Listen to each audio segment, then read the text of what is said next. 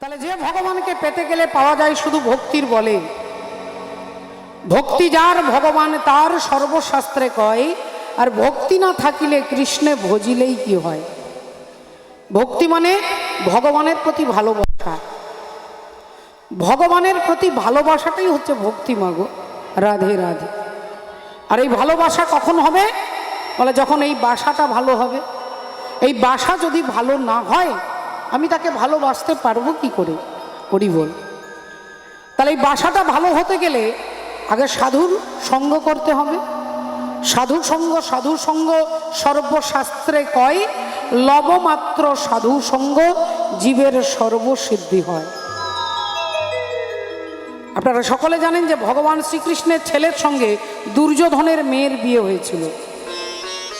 দুর্যোধনের মেয়ে আর ভগবান কৃষ্ণের ছেলে, এ দুজনের যদি বিয়ে হয় তাহলে দুর্যোধন আর কৃষ্ণের মধ্যে কি সম্পর্ক আপনারা সকলে বুঝতে পারছেন।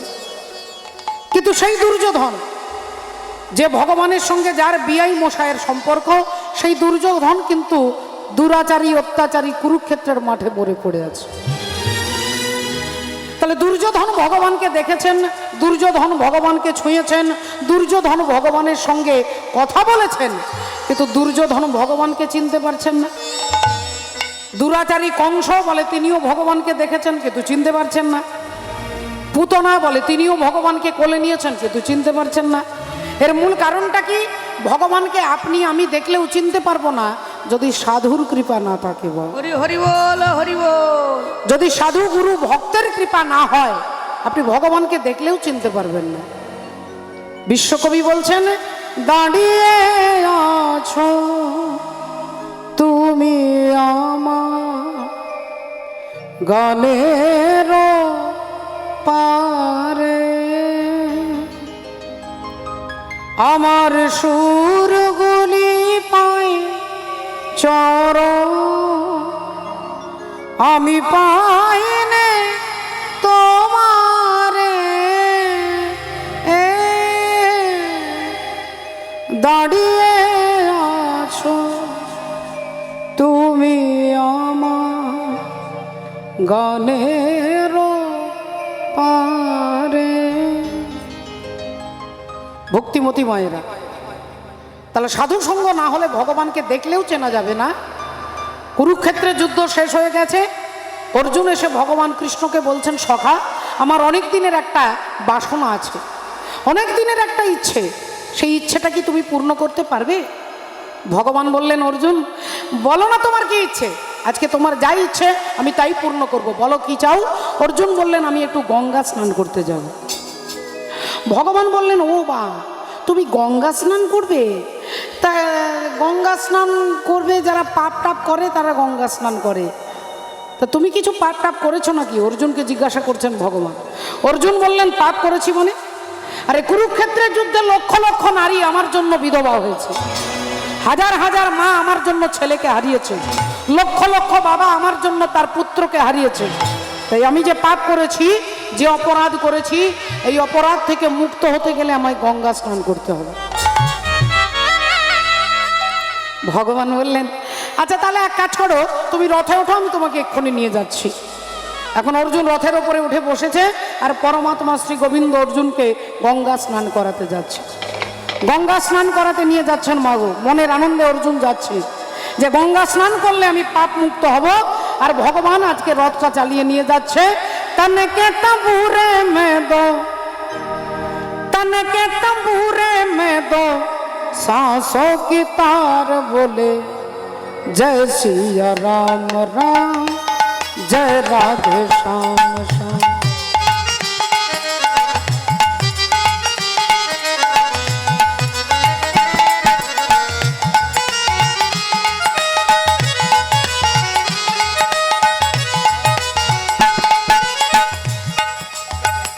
तनके तंबूरे में दो,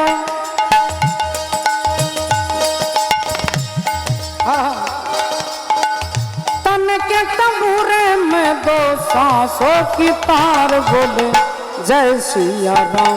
उलूध्वनि जय राधे श्याम, जय सिया राम, राम राम जय सिया राम।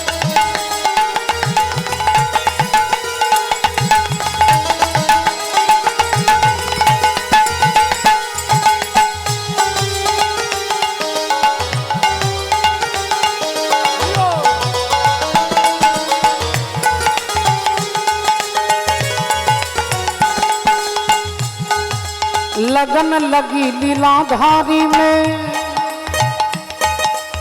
কি বলছে দেখো মামা, लगन लगी लीलाधारी में, जगी रे जगमग ज्योति, जगी रे जगमग ज्योति।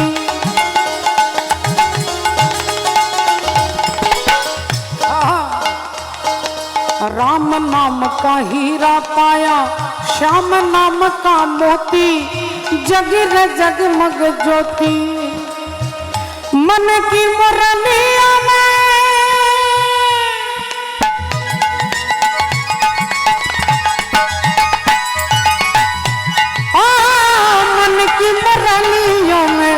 मन की मुरलियों में आंसुओं की धार बोले जय श्री राम। राम जय राधे श्याम, राम जय श्री राम, राम जय राधे श्याम, राम जय श्री राम, राम जय राधे श्याम। अरे अरे अरे दाঁড়াও দাঁড়াও দাঁড়াও দাঁড়াও, সখা কৃষ্ণ দাঁড়াও, আমরা তো গঙ্গার পাড়ে চলে এসেছি। তুমি এক কাজ করো, তুমি আমার জন্য রথে এখানে অপেক্ষা করো, আমি এক্ষুনি গঙ্গা থেকে 3টে ডুব দিয়ে আবার তোমার রথে চেপে ফিরে যাব, কেমন? ভগবানকে রথে বসিয়ে দিয়ে অর্জুন এক লাফে রথ থেকে নেমেছেন মা, আর নেমে ছুটতে ছুটতে ছুটতে যাচ্ছে। আর ছুটতে ছুটতে ছুটতে গিয়ে যেই গঙ্গার তীরে দাঁড়িয়েছেন স্নান করবার জন্য, যেই গঙ্গার তীরে দাঁড়িয়েছে অমনি অর্জুন চমকে উঠলে, দেখি অর্জুন চমকে উঠলেন, যে দেখলেন যে ঘাটে আমি স্নান করব সেই ঘাটে একটা মরা ভেসে যাচ্ছে। আর ওই মরাটাকে দেখে অর্জুনের প্রচন্ড ঘৃণা হলো, ছি ছি ছি ছি ছি ছি ছি ছি, আমি যে ঘাটে স্নান করব সেই ঘাটেই মরা ভেসে যাচ্ছে। আচ্ছা এক কাজ করি, মরাটা ভেসে যাক, তারপরে আমি স্নান করব, আর ততক্ষণ আমি উল্টো দিকে মুখটা ঘুরিয়ে নিই। অর্জুন উল্টো দিকে মুখ ঘুরিয়ে দাঁড়ালেন। এখন অর্জুন উল্টো দিকে মুখ ঘুরিয়ে দাঁড়িয়েছে মা, রাধে রাধে। আর এদিকে ভগবান যে রথের ওপরে বসে আছেন তিনি কোনো কাজ নিজের হাতে করেন না, সব রিমোটে কাজ হয়ে যায় না। এখন ভগবান দুটো শৃগাল পাঠিয়ে দিয়েছে, একটা একটু ছোট একটা একটু বড়। তো ছোট শৃগাল তার দাদাকে বলছে, দাদা আজ 3 দিন হয়ে গেল দাদা, কোনো কপালে খাবার জুটছে না। ও দাদা মোটো খিদে পেয়েছে, দেখো না কোথাও কোনো খাবার পাওয়া যায় কি না। দাদা বলল, ভাই খিদে কি শুধু তোর একলা পেয়েছে, আমারও তো পেয়েছে। কি করি বলতো, কার মুখ দেখে যে উঠছি, আজ কপালে কোনো খাবার জুটছে না। এই বলতে বলতে দাদা দেখতে পেয়েছে গঙ্গার জলে মোড়াটা ভেসে যাচ্ছে। অমনি দাদা লাফিয়ে উঠেছে, ভাই ওই দেখ গঙ্গার জলে মোড়া ভেসে যায়। আর যেই মোড়াটাকে দেখেছে অমনি দুটো শৃগাল ছুটে গিয়ে গঙ্গার পাড়ে গিয়ে একবারে সোজা শৃগালটাকে কামড়ে ধরে, মোড়াটাকে কামড়ে ধরে টেনে তুলছে। আর মরাটাকে টেনে তুলে এবার ছোট শৃগাল খাবার জন্য মুখটা বাড়িয়েছে।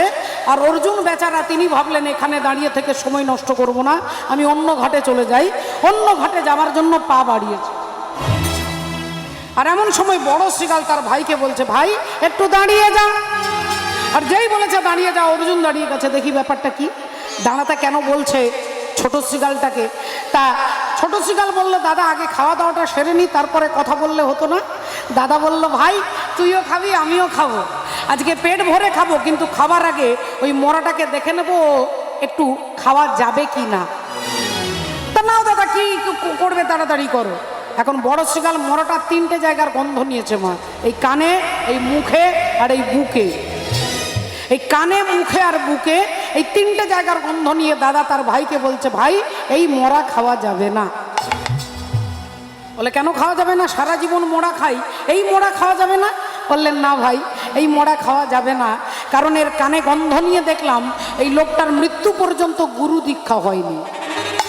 আর তুই তো জানিস ভাই, যতদিন জীবের গুরুকরণ নাহি হয়, পশু বলি সেই প্রাণীকে জানিবে নিশ্চয়। হরি হরি বল।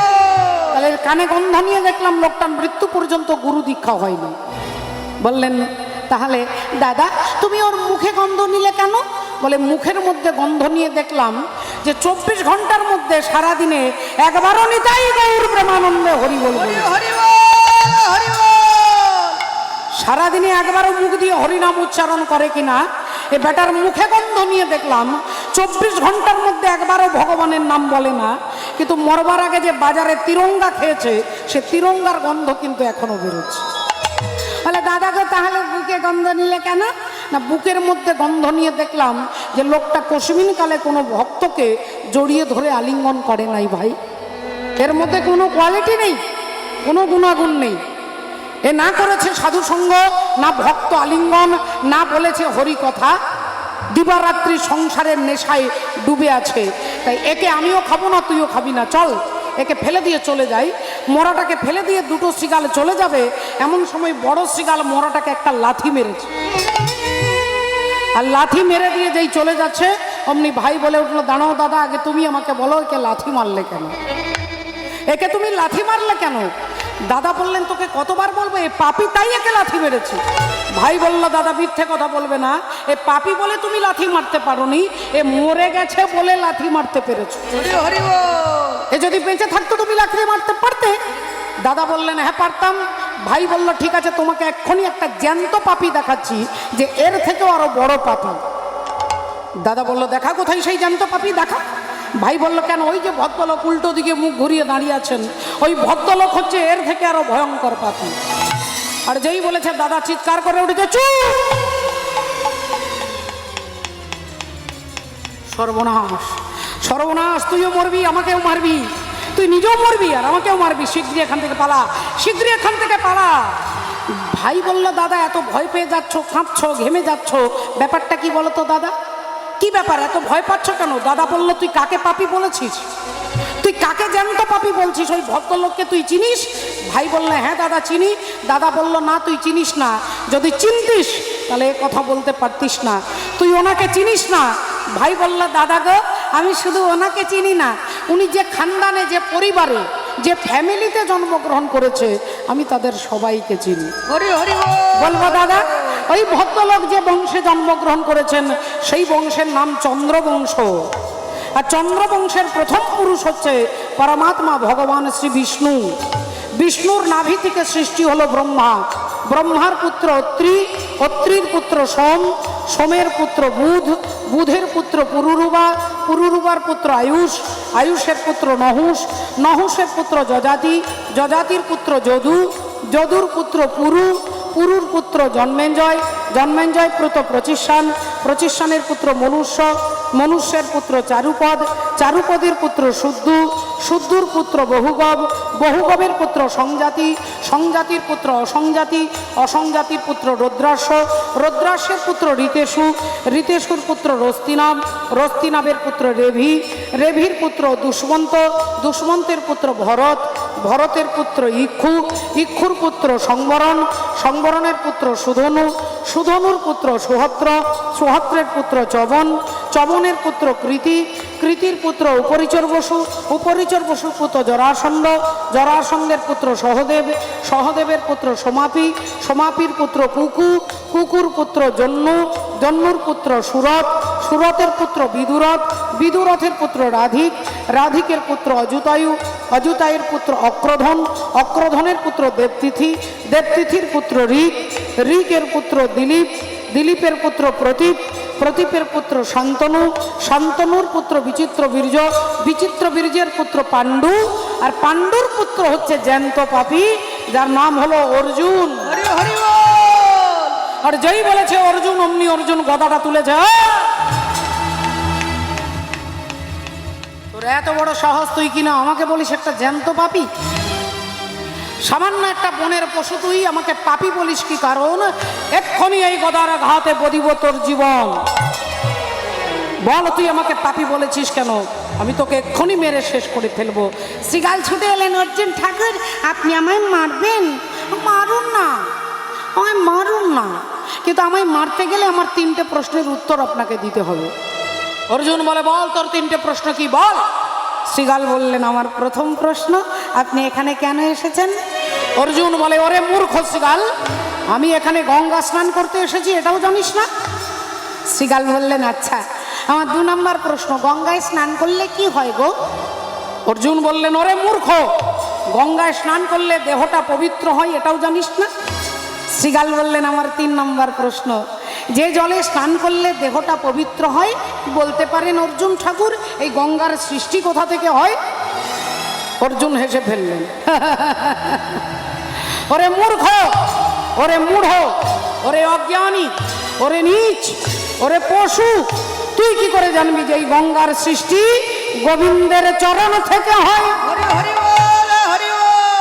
শ্রীগাল বললেন, তাহলে মাফ করবেন অর্জুন ঠাকুর, কিছু মনে করবেন না। আপনি তাহলে জানেন যে গঙ্গার সৃষ্টি গোবিন্দের চরণ থেকে, তা আপনি আমাকে কমপক্ষে 10 বার মূর্খ বলেছেন। আপনি আমাকে 10 বার মূর্খ বলেছেন, আমার দুঃখ নেই, কিন্তু আপনার উত্তরটা শুনে মনে হলো আমার থেকে আপনি ডবল মূর্খ।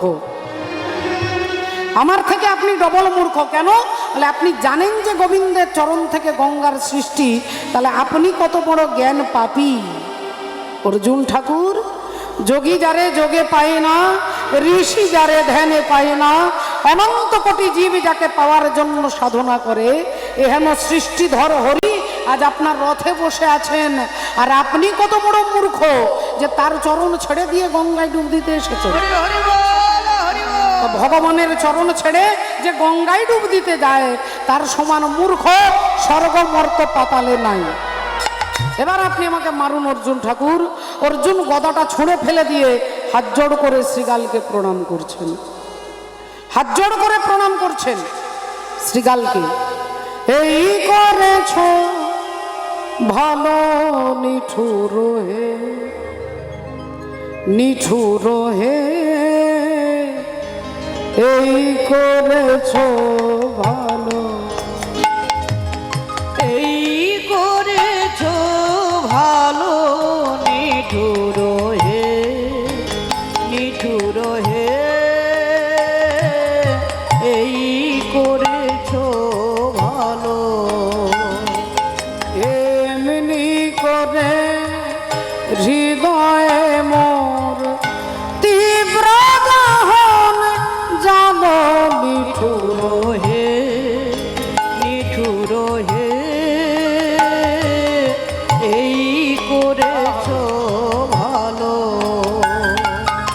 আমারে ধূপ না পড়ালে গন্ধ কিছুই নাহি ঢালে, আমারে ধূপ না পড়ালে গন্ধ কিছুই নাহি ঢালে। আমারে দীপ না জানালে দেয় না কোনো আলো। নিঠুর হে, নিঠুর হে, এই করেছো ভালো, এই করেছো ভালো। নিঠুর হে, নিঠুর হে, এই করেছো ভালো। তাহলে ভক্তিমতী মায়েরা দেখুন, একটা শ্রীগালের কথা শুনে অর্জুনের চেতনা ফিরে এলো। এই কারণে বললেন আগে সাধু সঙ্গ করতে হবে মা। এই যে হরি কথা শুনতে এসেছেন, ভগবানের কথা শুনলে কি হবে? বলে মনের ময়লা দূরীভূত হবে। তাই আসুন চৈতন্য মহাপ্রভু একবার চিৎকার করে বললেন, নিতাই গৌর সীতানাথ প্রেমানন্দে হরি। হরি হরি বল। মহাপ্রভু বললেন, কলিযুগে একমাত্র এটাই হচ্ছে পথ, এটাই হচ্ছে একমাত্র গতি, এটাই হচ্ছে জীবের মুক্তি। হাসি মাখা বদনে আর ছল ছল নয়নে, ও গো আনন্দ কাননে মন ভ্রময় নিবার। উলুধ্বনি হবে মাগো সবাই মিলে। হরি বল হরি বল, মনে রে আমার, হরি বল, হরি বল, মনে রে আমার, একবার হরি বল, হরি বল, মনে রে আমার, একবার হরি বল, হরি বল, মনে রে আমার। বলি হাসি মা বদনে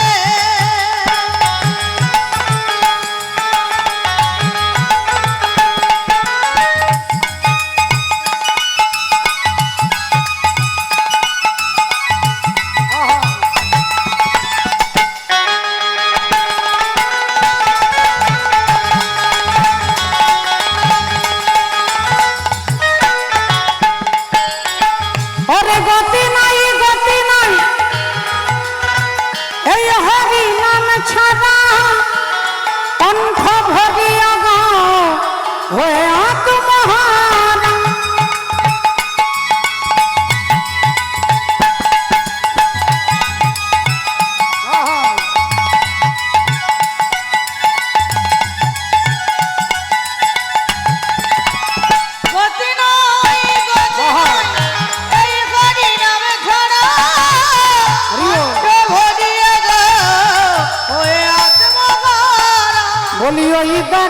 শ্মশানে কিবা রাত্রি দিনে এই দেখো শ্মশানে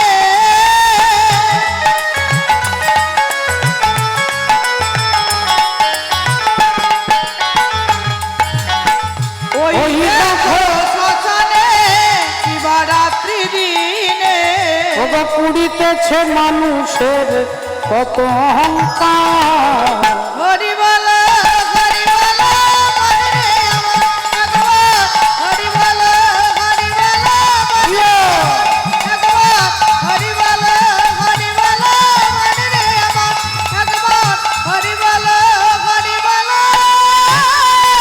মনে রে আমার হরিবলা ঠাকুর হরিবল বলাতে এলেন রাধে রাধে। শ্রদ্ধেয় ভক্তমণ্ডলী ভক্তিমতী মায়েরা, রঙ দে চুনরিয়া रंग दे चुनरिया रंग दे चुनरिया और रंग दे रंग दे रंग दे रंग दे रंग दे रंग दे रंग दे रंग दे और रंग दे चुनरिया।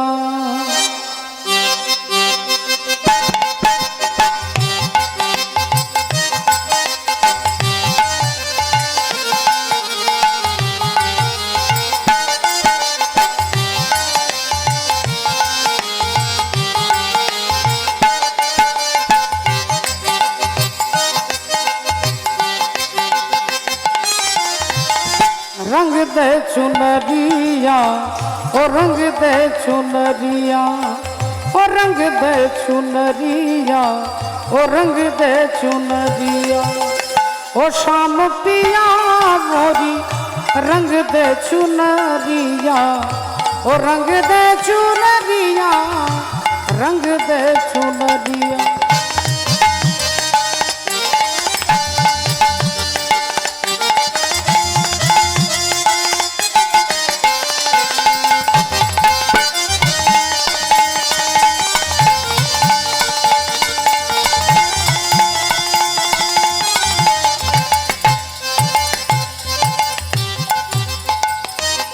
शाम पिया मोरी रंग दे चुनरिया,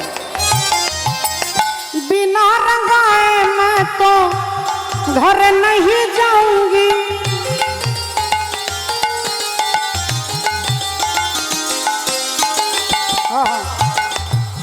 बिना रंगाए मैं तो घर नहीं जाऊंगी। हो बीत ही जाए चाहे बीत ही जाए चाहे ये सारी उमरिया ओ शाम पिया मोदी रंग दे चुनरिया।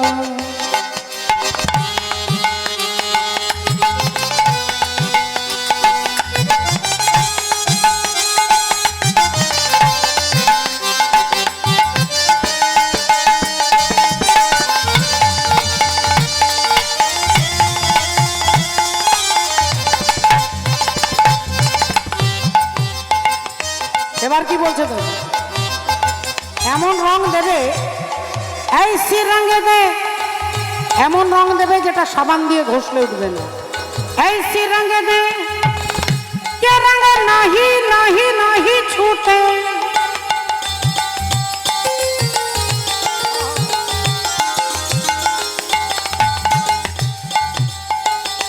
जल से पतला कौन है कौन भूमि से भारी, और कौन अगन से तेज है कौन काजल से कारी। जलेर থেকে পাতলা কি, মাটির থেকে ভারী কি, আগুনের থেকে তাপ কি, আর কাজলের থেকে কালো কি? উত্তর দিচ্ছেন মীরাবাই। जल से पतला पतला पतला पतला,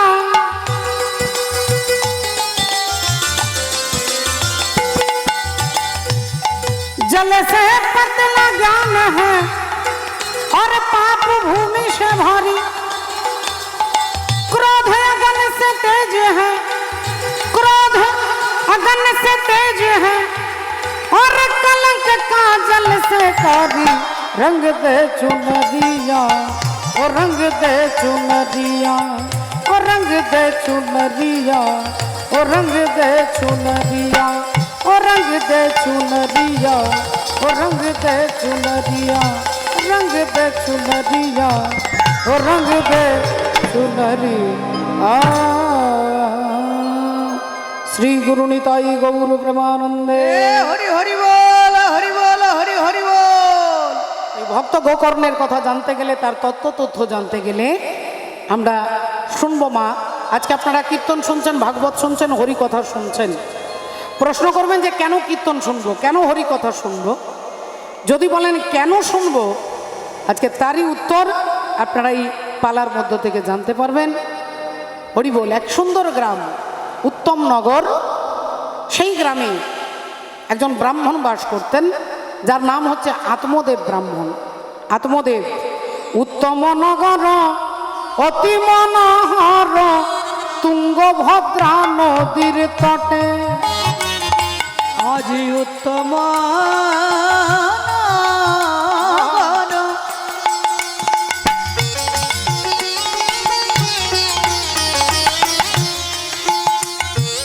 অতি মনোহর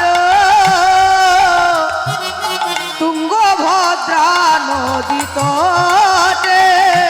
আত্মদেব ব্রাহ্মণ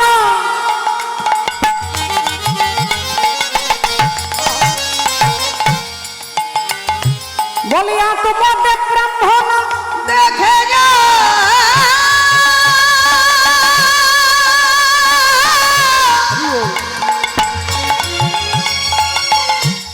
ও গণগণ মাঝি, বলি আত্মদেব ব্রাহ্মণ আরে করে অনুক্ষণ। আজি আত্মদেব ব্রাহ্মণ সে যে করে অনুক্ষণ। ওগো হরি নাম সদা রটে গো, হরি নাম সদা রটে, হরি নাম সদা রটে গো, ওগো হরি নাম নাম সদা রটে। দিবানিশি হরি হরি হরি বলে, সে যে হরি হরি হরি বলে, হরি হরি আহা, হরি বলে। ও যে নয়নে জলে বুক ভাসায়ে, সে যে হরি হরি হরি বলে, নয়ন জলে মুখ ভাসায়। বলি হা কৃষ্ণ গোবিন্দ